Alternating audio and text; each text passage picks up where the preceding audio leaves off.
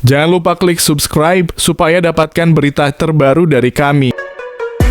Dilansir dari situs web Fiksi Garuda, dikabarkan bahwa mantan striker legendaris timnas Belanda, Robin van Persie, melontarkan kritik tajam dan mengejutkan terhadap pelatih timnas Indonesia, Patrick Kluivert. Van Persie menyuarakan kekecewaannya setelah melihat Kluivert kedapatan berjalan-jalan santai di Kyoto, Jepang hanya beberapa jam setelah timnas Indonesia mengalami kekalahan memalukan 6-0 dari Jepang dalam laga kualifikasi Piala Dunia 2026. Dalam pertandingan yang digelar di Saitama Stadium tersebut, Indonesia tidak hanya kalah telak, tetapi juga mencatatkan statistik yang sangat memprihatinkan. Tidak satupun tembakan tepat sasaran dilepaskan oleh skuad Garuda sepanjang 90 menit. Kekalahan tersebut menjadi salah satu yang paling memilukan dalam sejarah sepak bola Indonesia di level internasional.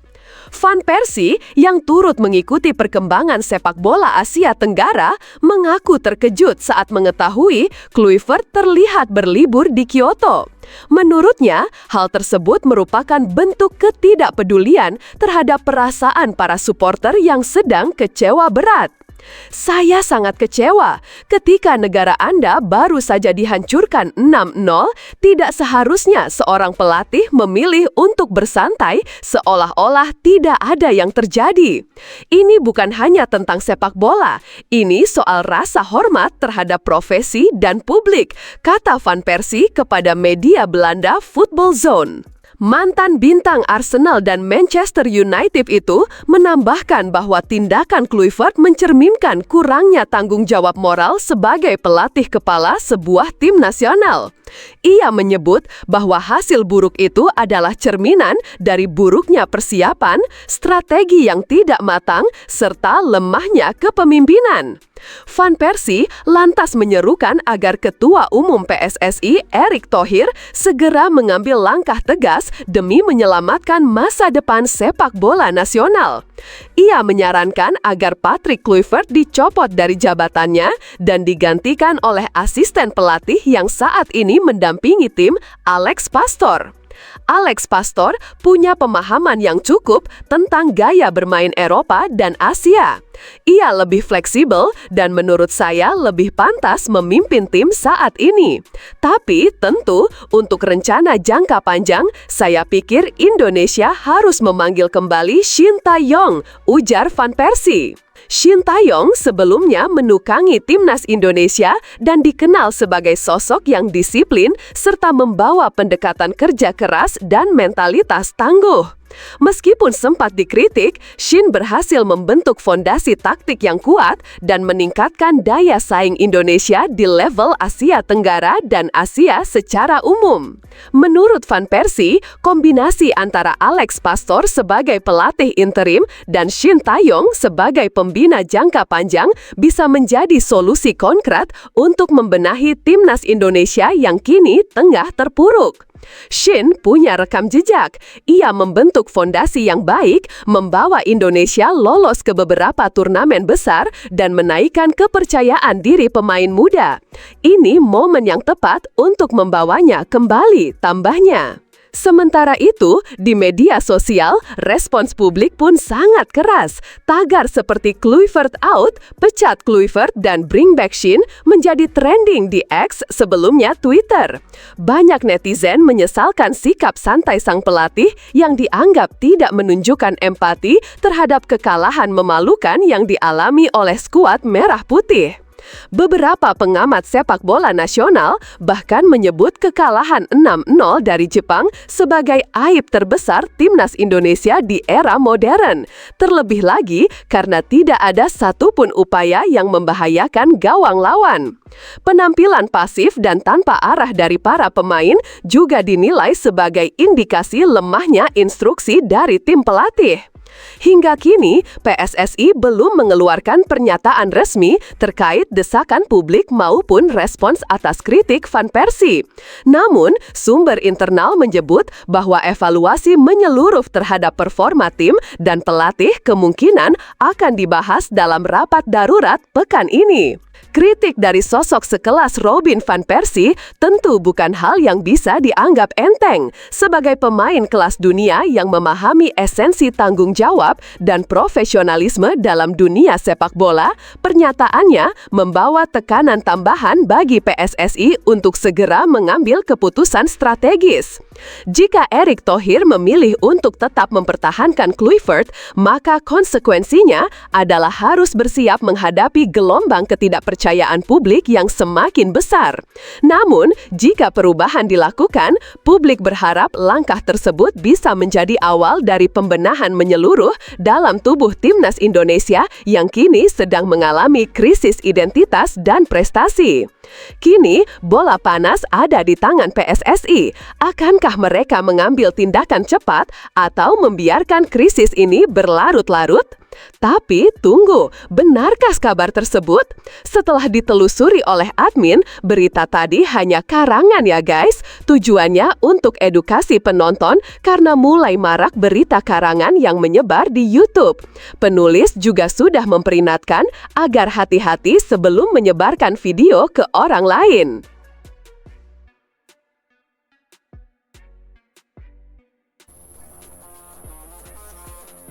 Penyerang Timnas Indonesia Rafael Strijk dikabarkan akan segera bergabung dengan klub Liga 1 Dewa United. Rumor kepindahan Strijk ke tim berjuluk Banten Guerrits itu semakin santer diberitakan sejak kedatangan Stefano Lillipali. Dalam video perkenalannya, Dewa United seolah ingin memberikan bocoran soal kedatangan Strijk kala Lillipali menelpon seseorang untuk diajak bergabung. Terlebih dalam unggahan di Instastory miliknya, tampak Strijk tengah berada dalam pesawat. Kuat dugaan sang penyerang akan segera menuju Indonesia untuk bergabung bersama Dewa United.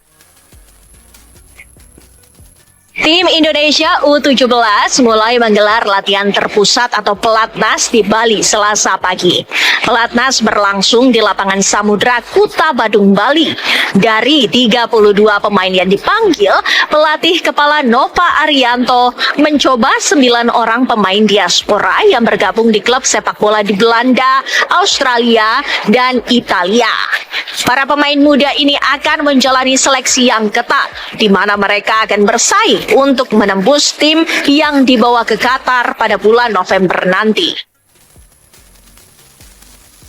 Kalau hari ini kita hanya melakukan aktivasi dan kita ingin melihat secara kondisi ya, karena saya bisa pahamin pemain-pemain diaspora datang dengan situasi kan cuaca yang berbeda, makanan yang berbeda, dan saya coba melihat dari adaptasi mereka dulu, dan saya lihat secara kondisi memang belum bisa mungkin sama dengan pemain yang lainnya, tapi saya bisa pahamin karena ini proses adaptasi buat.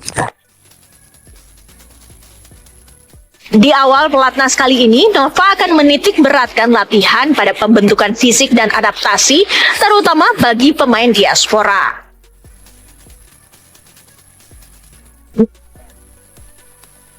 Usai diresmikan sebagai penggawa anyar Macan Kemayoran beberapa waktu lalu, bek tim nasional Indonesia Jordi Amat kemarin langsung mengikuti sesi latihan perdananya bersama Persija. Dalam latihannya, Jordi Amat tampak mengenakan nomor punggung 21. Ia terlihat antusias melahap seluruh menu latihan yang diberikan pelatih Souza. Selain Jordi Amat, turut serta kompatriotnya di Timnas Rizky Ridho 2026. Laga kedua fase grup Piala Presiden 2025 mempertemukan Persib Bandung melawan Dewa United. Bertanding di Stadion Sijalak Harupat, kedua tim tampil impresif selama 15 menit pertama. Keberuntungan sebenarnya berpihak pada tuan rumah Maung Bandung. Pasalnya Dewa United mendapat petaka setelah bek Kasir Said diganjar kartu merah usai melanggar pemain muda Persib Zulkifli Lukmansyah di menit ke-18. Namun tendangan bebas Persib masih melambung di atas gawang Banten Warriors. Pada menit ke-33, giliran Dewa United mendapat peluang lewat tendangan bebas. Namun tendangan Mesidoro yang ditunjuk sebagai eksekutor masih bisa dihalau kiper Persib. Peluang Dewa United kembali terjadi di menit ke-38. Tandukan Alex Martin hampir menjebol gawang Persib. Lagi-lagi kiper Maung Bandung Adam bisa mengantisipasi bola. Skor kacamata berakhir hingga turun minum. Memasuki babak kedua, tuan rumah Persib bangkit. Sejumlah peluang tercipta di awal pertandingan babak kedua. Persib akhirnya memecah kebuntuan di menit ke-65. Tendangan William dari luar kotak penalti merubah skor menjadi 1-0. Persib unggul sementara. Maung Bandung hampir mengenakan keunggulan di menit ke-78. Namun tendangan William yang lolos dari penjagaan masih bisa dihalau kiper Dewa United. Di ujung laga, Dewa United berhasil mendapat hadiah penalti lewat aksi individu Egy Maulana Fikri. Tendangan Egy mengenai tangan bek Persib. Kemudian wasit menunjuk titik putih. Egy yang ditunjuk sebagai eksekutor sukses menjalankan tugasnya. Pertandingan tuntas dengan skor imbang 1-1. Pertandingan berlangsung dramatis antara Liga Indonesia All Star melawan juara bertahan Piala Presiden Arema FC. Singo Edan mendominasi sejak awal pertandingan. Gol cepat tercipta di menit ke-17. Salim Tuharia sukses menjebol gawang lawan usai lolos dari jebakan offside. 1-0 Arema unggul sementara. Sejatinya Witan Sulaiman dan kawan-kawan sempat menyamakan kedudukan di menit ke-23. Umpan Rizky Dwi berhasil ditanduk dengan sempurna Irka Mila yang berada di depan gawang. Namun wasit menyatakan offside, skor 1-0 bertahan hingga turun minum. Pada babak kedua, Arema FC kembali tampil impresif. Pada menit ke-65, Singo Edan gandakan keunggulan. Umpan 1-2 antara Dendi ke Paulinho, kemudian dituntaskan dengan sempurna Dedik Setiawan. 2-0 Arema unggul. 3 menit berselang, Liga Indonesia All Star mencoba bangkit. Tendangan bebas Septian David Maulana masih bisa ditepis kiper Arema. Gol balasan akhirnya tercipta di menit ke-71 usai Witan Sulaiman dilanggar di kotak terlarang. Wasit menunjuk titik putih. Witan yang ditunjuk sebagai eksekutor sukses menjebol gawang Arema. Skor berubah 2-1. Di ujung laga, Arema FC gagal memetik kemenangan perdana setelah Hansa Muyama dilanggar di kotak penalti. Kali ini giliran Kapten Septian David Maulana yang mengambil penalti. Tendangan keras Septian menyamakan skor menjadi imbang 2-2 hingga laga tuntas. Persebaya Surabaya langsung menggelar latihan setelah tiba di Perth, Australia, Senin sore. Sebanyak 20 pemain diberangkatkan dalam pemusatan latihan ini, kecuali Rahmat Irianto dan Koko Arya Raya yang harus ditinggal karena cedera. Bruno Moreira dan kawan-kawan disebut kagum dengan fasilitas latihan yang ada di Sam Kerr Football Center. Mereka pun antusias mengikuti arahan Eduardo Perez, pelatih anyar Persebaya, walaupun harus berlatih di bawah cuaca yang sangat dingin. Yesterday we have long day, flying from to Singapore here, but we arrived in the night. But I think today we did very good session recovery in the morning, and after that we come here. We train in the pitch. That the pitch is in very good condition. Faster. The weather also is humid, but the players I think training today fantastic, and tomorrow we have another training here. Dengan fasilitas latihan yang baik, skuad Persebaya Surabaya diharapkan bisa menjalankan taktik dan strategi yang diinginkan selama latihan. Selain TC, Persebaya Surabaya dijadwalkan menggelar laga uji coba melawan Football West All Star pukul 6:30 malam ini. Pemusatan latihan di Australia jadi bagian dari agenda tur Persebaya bertajuk Persebaya Tour Australia Tretetet Bonek 2025. PSSI menggelar Piala Pertiwi All-Star 2025 di Kudus, Jawa Tengah. Ajang ini seperti kejuaraan nasional bagi tim-tim usia dini sepak bola putri. 16 tim terbaik yang menjadi juara di setiap seri hadir, di mana 10 tim berasal dari Pulau Jawa dan 6 tim dari luar Pulau Jawa termasuk Provinsi Papua. Piala Pertiwi All-Star ini juga menjadi ajang bagi pembentukan timnas putri U16. Peserta yang mengikuti turnamen ini merupakan pemain dengan kategori usia U14 dan U16, di mana skuad timnas U16 putri nantinya disiapkan untuk mengikuti Piala AFF bulan Agustus mendatang. Indonesia ditunjuk sebagai tuan rumah dengan Kota Kudus sebagai kota penyelenggara. Jadi nanti kan rencana juga tim talent scouting dari timnas akan datang, Coach Mochi dan timnya akan datang, terus kemudian pelatih yang ditunjuk untuk melatih timnas juga akan datang, terus kemudian ada Coach Jackson Tiago juga ngelihat, jadi banyak mata yang melihat, banyak talent scouter yang melihat, jadi mudah-mudahan turnamen Piala Pertiwi yang pertama kali ini diadakan secara nasional, untuk pertama kali ini menjadi awal yang baik buat kemajuan sepak bola wanita di Indonesia. Turnamen ini disambut baik oleh tim peserta, baik itu pemain dan pelatih. Di tengah minimnya kompetisi sepak bola putri tingkat nasional, Piala Pertiwi All-Star ini seakan menjadi penjaga harapan agar sepak bola putri Indonesia tetap punya harapan untuk berkembang. Di sepak bola putri kurang event resmi ya, atau event yang bagus, dan saya melihat event ini sangat dikemas dengan baik sekali. Putri ini masih mulai bangun ya, dan ya belum ada liga, event-event yang resmi, sehingga akhirnya kurang. Tapi melalui ini dan baru memulai bangun dari midlife-nya usia 12, 10, 12, ya 14, saya rasa ini suatu hal langkah yang sangat-sangat kami sebagai pelatih atau pembina-pembina sepak bola putri sangat senang sekali. Akan konsisten karena kita memang ini program jangka panjang, program pembinaan massal, grassroots program untuk sepak bola putri di Indonesia. Berarti nanti muaranya akan bagaimana? Muaranya nanti ini supaya semakin banyak bibit-bibit pemain putri di Indonesia, sehingga nanti apabila bibitnya udah banyak mungkin akan memudahkan untuk industri sepak bola membuat suatu turnamen yang berkesinambungan atau mungkin liga putri ya. Piala Pertiwi All-Star sendiri digelar mulai tanggal 7 Juli 2025 hingga 13 Juli 2025 mendatang. Pelatih asal Indonesia Rudy Eka Priyambada bergabung dengan klub Arab Saudi Al Nassr. Rudy Eka mendapat tugas menjadi asisten tim putri bersama pelatih kepala Abdul Aziz Al Auni. Sebelum bergabung dengan Al Nassr Women, Rudy Eka berkarir sebagai asisten pelatih sekaligus direktur teknik Persijap Jepara.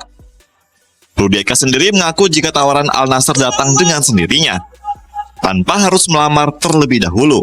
Selain mendapatkan gaji, Rudy Eka juga mendapat banyak fasilitas lain seperti rumah, tiket pulang pergi untuk keluarga, dan mobil operasional. Nama Rudy Eka sendiri dikenal publik ketika menangani timnas putri pada tahun 2021. Ketika itu, ia berhasil membawa timnas putri lolos ke Piala Asia tahun 2022 dengan materi pemain lokal Indonesia. Walaupun babak belur di fase grup, namun pencapaian timnas putri dengan lolos ke Piala Asia menjadi catatan manis Rudy Eka sebagai pelatih.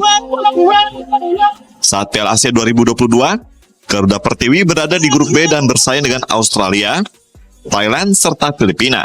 Dari 3 pertandingan, timnas putri kalah 3 kali, dengan kebobolan 28 gol serta tidak mampu mencetak gol sama sekali.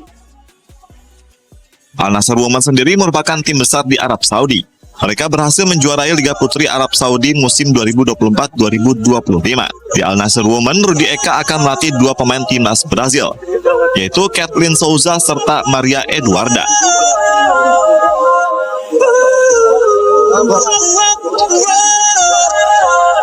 Ini menjadi kali kedua Rudy Eka berpetualang ke Timur Tengah. Sebelumnya pada tahun 2015, ia juga pernah menjadi asisten pelatih klub Bahrain Al Najma. Uniknya, kesempatan melatih Al Nassr Women datang lewat pesan pribadi di media sosial Rudy Eka secara langsung, tanpa melalui perantara siapapun. Setelah meminjamkan Stefano Lillipali ke Dewa United, Borneo FC kini memperkenalkan amunisi baru mereka. Kali ini di sektor penjaga gawang. Pasukan Pesut Hitam resmi memperkenalkan Syahrul Trisna yang akan kokoh di bawah mister gawang mereka. Kehadiran Syahrul Trisna diharapkan memperkuat komposisi penjaga gawang tim, terutama mengantisipasi kemungkinan Nadio Argawinata dan Dava Pasha yang akan sering dipanggil timnas Indonesia.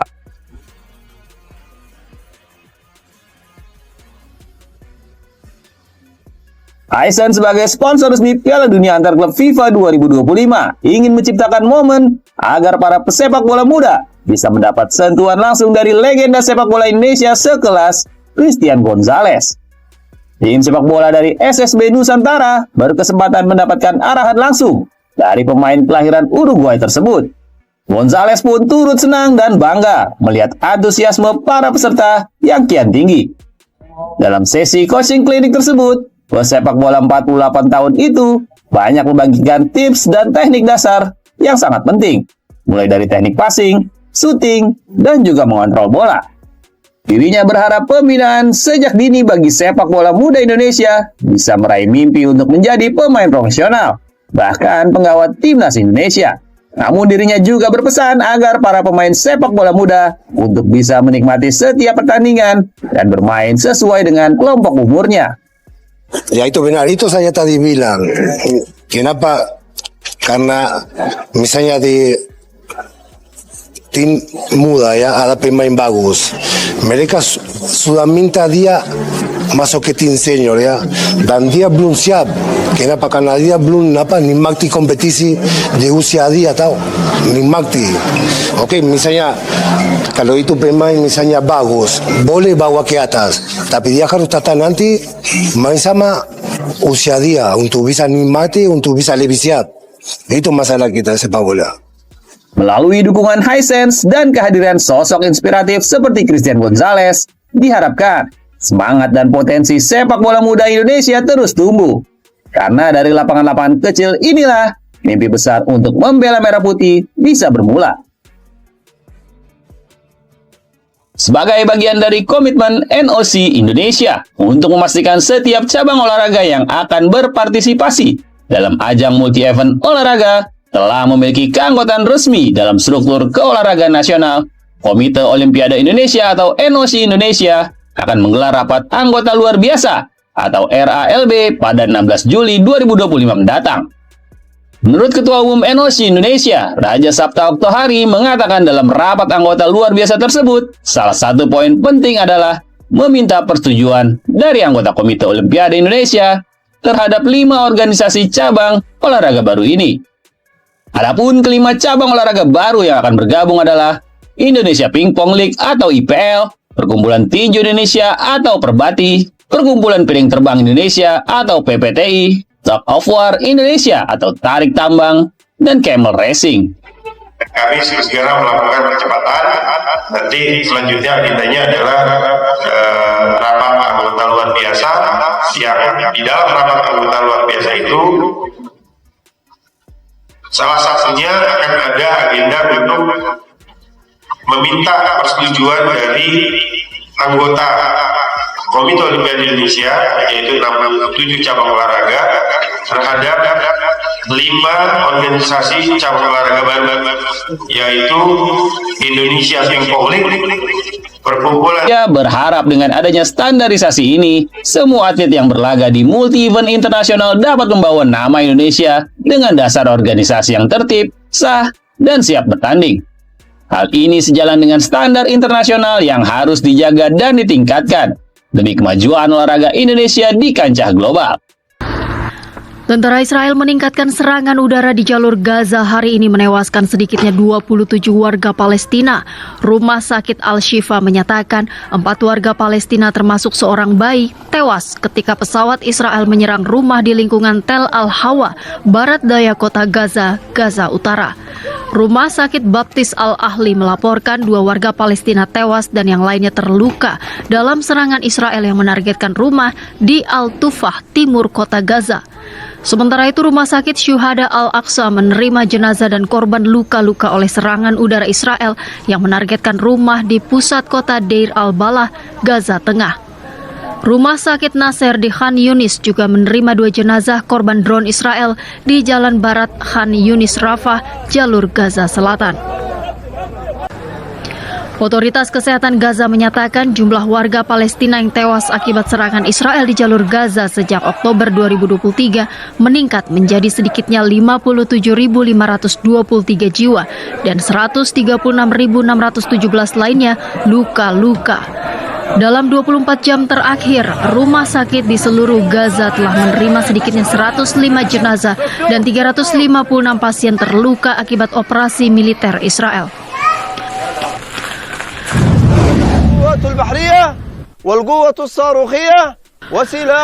Kelompok Houthi Yaman menyerang kapal pengangkut barang curah Magic Seas di Laut Merah dan kapal itu kini berisiko tenggelam. Juru bicara militer Houthi Yahya Sarea mengatakan kapal itu ditarget karena milik perusahaan yang melanggar blokade dengan memasuki pelabuhan di Palestina yang diduduki Israel. 2 kapal nirawak, 5 rudal balistik dan jelajah, serta 3 pesawat nirawak digunakan dalam operasi itu. Kapal Magic Seas terkena serangan langsung menyebabkan air bocor ke dalamnya dan kini berisiko tenggelam. Sementara itu, pihak Stem Shipping menyatakan semua awak kapal Magic Seas yang diserang Houthi Yaman diselamatkan oleh kapal dagang yang lewat dan diperkirakan akan tiba di Djibouti. Perwakilan perusahaan Michael Bodoroglu mengatakan kapal Magic Seas kemasukan air setelah diserang dan masih berisiko tenggelam. Pihak perusahaan mengklaim kapal itu membawa besi dan pupuk dari Cina ke Turki.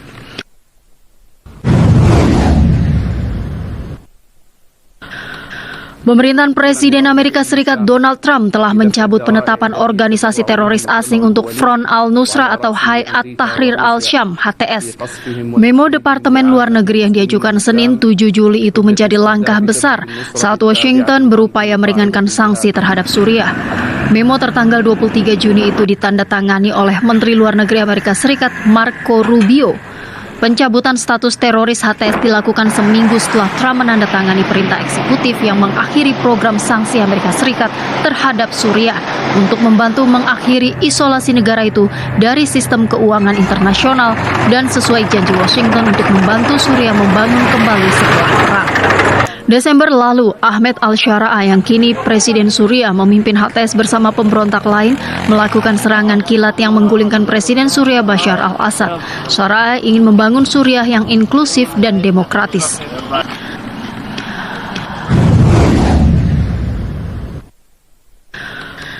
Pasukan Rusia menyerang pusat perekrutan militer Ukraina, fasilitas perakitan dan penyimpanan pesawat serang nirawak, depot amunisi dan penyimpanan bahan bakar militer Ukraina. Kementerian Pertahanan Rusia melaporkan pasukan Rusia juga menguasai satu lagi permukiman Ukraina di Dnipropetrovsk dan Sumy dalam 24 jam terakhir. Selain itu, unit pertahanan udara Rusia menembak jatuh 7 bom udara dan 402 pesawat nirawak yang diluncurkan pasukan Ukraina. Di pihak lain, staf umum Angkatan Bersenjata Ukraina melaporkan 97 bentrokan di sepanjang garis depan hingga Senin sore waktu setempat, 40 diantaranya di Pokrovsky. Sementara itu, Presiden Amerika Serikat Donald Trump mengatakan Amerika akan mengirim lebih banyak senjata ke Ukraina. Trump mengatakan Ukraina sedang diserang sangat keras oleh Rusia dan perlu mampu mempertahankan diri. Amerika akan mengirim senjata pertahanan. They're getting hit very hard. We're going to have to send more. Gedung telekomunikasi Kairo, Mesir terbakar mengakibatkan 22 orang luka-luka dan gangguan komunikasi di seluruh ibu kota. Kebakaran menyebabkan orang-orang tidak dapat melakukan panggilan telepon dan gangguan internet besar. Pemantau internet NetBlocks mengatakan data jaringan menunjukkan konektivitas nasional pada 62% dari tingkat normal. Televisi pemerintah melaporkan kebakaran telah diatasi. Di Spanyol, petugas pemadam kebakaran di Catalunya berjuang melawan kebakaran hutan di Pegunungan Pouls, Provinsi Tarragona yang telah melahap lebih dari 150 hektar lahan. Petugas terkendala angin kencang dan kondisi cuaca diperkirakan tidak membaik hingga Selasa waktu setempat. Kebakaran tersebut mendorong perintah pembatasan dan evakuasi pencegahan di kota-kota terdekat karena kondisi angin dapat mempengaruhi upaya pemadaman sepanjang hari. Sementara itu, kobaran api membakar daerah perbukitan di Prancis Selatan yang memaksa penutupan jalan raya dan evakuasi penduduk. Ratusan petugas pemadam kebakaran dan pesawat pembom air telah dikerahkan untuk memadamkan api yang telah menghanguskan sedikitnya 1.400 hektar lahan. Media melaporkan api masih belum dapat dikendalikan. Selama bulan lalu, lonjakan tajam korban cedera akibat insiden penembakan terhadap warga Palestina di pusat distribusi bantuan di Gaza membanjiri fasilitas kesehatan Gaza yang telah hancur. Rumah sakit lapangan Palang Merah ICRC dengan 60 tempat tidur di Rafah, Gaza Selatan, rumah sakit terakhir yang beroperasi penuh di wilayah itu, telah beroperasi melampaui kapasitas maksimum hampir setiap hari. Sejak peluncuran lokasi distribusi bantuan baru pada 27 Mei, rumah sakit lapangan telah merawat lebih dari 2.200 warga Palestina yang terluka akibat tembakan senjata dan lebih dari 200 kematian. Skala dan frekuensi insiden ini belum pernah terjadi sebelumnya. Hanya dalam waktu lebih dari sebulan, jumlah pasien telah melampaui total pasien yang dirawat selama tahun sebelumnya. Saat ini ruang operasi menangani 30 hingga 40 kasus per hari dibandingkan 8 hingga 10 kasus pada periode sebelumnya. Seluruh sumber daya di rumah sakit termasuk fisioterapis, petugas kebersihan, dan bidan dikerahkan untuk membantu staf medis. Di antara korban terdapat balita, remaja, lansia, ibu-ibu, dan sebagian besar pemuda dan anak laki-laki yang terluka saat berusaha mendapatkan makanan atau bantuan untuk keluarga mereka. Sementara itu, Perdana Menteri Israel Benjamin Netanyahu dinominasikan Presiden Amerika Serikat Donald Trump untuk hadiah Nobel Perdamaian. Dalam pertemuan dengan Trump di Gedung Putih, Netanyahu menyerahkan surat nominasi kepada Trump. Di awal jamuan makan malam, Netanyahu menyatakan Amerika Serikat dan Israel bekerja sama dengan erat untuk menemukan negara-negara yang ingin dan dapat memberi warga Palestina masa depan yang lebih baik. Demonstran pro-Palestina berkumpul di luar Gedung Putih untuk menuntut diakhirinya konflik di Gaza, Palestina saat Presiden Trump bertemu dengan Perdana Menteri Israel Benjamin Netanyahu. Demonstran menyatakan mereka tidak boleh berdiam diri dan harus menyuarakan penentangan terhadap agresi Israel di Gaza, Palestina. Pertemuan Trump dan Netanyahu terjadi pada saat pejabat Israel mengadakan negosiasi tidak langsung dengan kelompok pejuang Palestina Hamas untuk mengamankan gencatan senjata Gaza dan kesepakatan pembebasan tawanan. Unjuk rasa terjadi di Tel Aviv, Israel, dan Yerusalem pada Senin malam waktu setempat. Warga Israel meminta Presiden Amerika Serikat Donald Trump membantu menghentikan perang Gaza dan membawa pulang para tawanan. Perdana Menteri Israel Benjamin Netanyahu meyakini pembicaraannya dengan Trump akan membantu memajukan pembicaraan tentang pembebasan tawanan dan kesepakatan gencatan senjata Gaza yang telah diperkirakan Trump dapat dicapai pekan ini.